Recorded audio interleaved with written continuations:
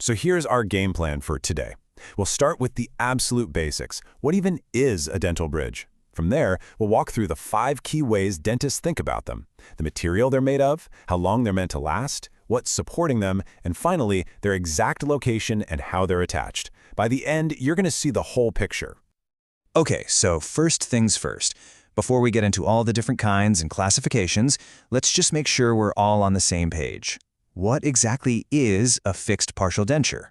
Well, to put it simply, an FPD is a permanent, non-removable solution for missing teeth. Now, the name you've almost certainly heard for it is a bridge. And honestly, that is the perfect way to think about it. It literally bridges a gap left by a missing tooth, and it's supported by the teeth on either side. Now, this mind map right here, this is going to be our blueprint for today. It lays out all the different ways you can classify an FPD. Think of it as our home base. We'll keep coming back to it as we explore each and every branch of this decision tree. So let's start our journey with the very first classification. What are these bridges actually made of?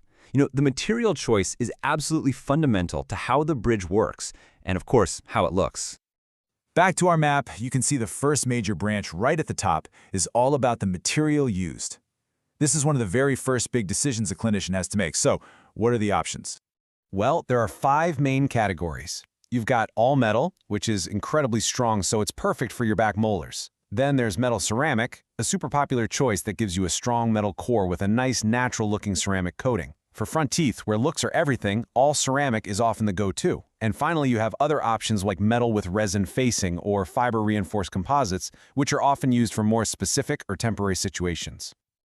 Okay, we know what they're made of. Now let's move on to the next big question in any treatment plan. How long is this thing supposed to last? Is it the final product, or is it just a step along the way? And if we look back at our guide, the very next branch tackles that exact question, classifying by duration of use. This one splits every FPD into one of 2 very different paths. The difference is simple, but it's so critical. You have a temporary or provisional FFPD. Think of it as a short-term placeholder. And then you have the permanent or definitive FFPD. That's the final long-term restoration that's designed to last for years and years. But hey, don't think a temporary FPD is just some flimsy placeholder. No way. It can serve a really important diagnostic purpose. For example, a short-term one might be used for a few months just to monitor if a patient is grinding their teeth, or a longer-term temporary might be needed while an area is healing after surgery. Either way, it's got to be strong enough to do its job. So we know what they're made of, and we know how long they're for. But what's actually holding them in place? This brings us to the foundation of the FPD, its support system. It's a really simple question, right? But the answer determines the entire structure of the treatment.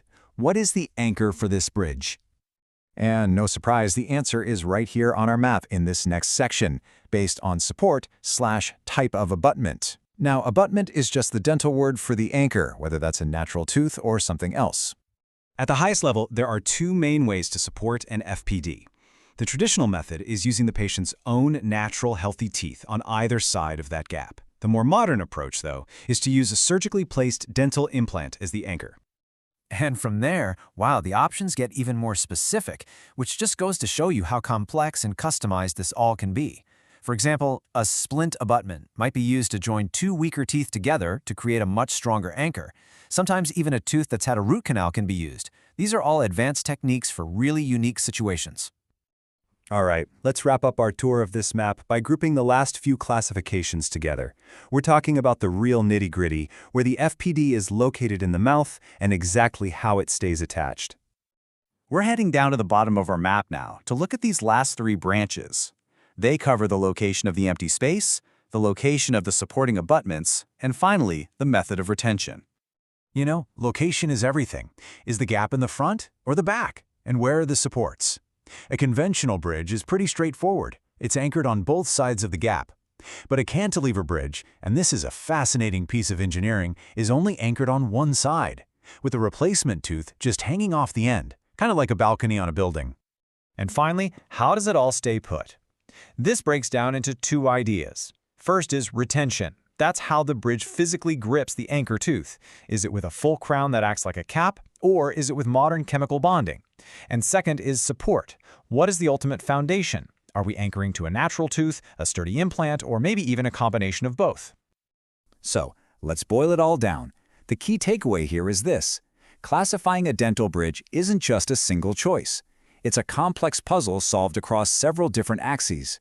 What's it made of? Is it temporary or permanent? What's anchoring it? And where exactly is it located? And how is it attached?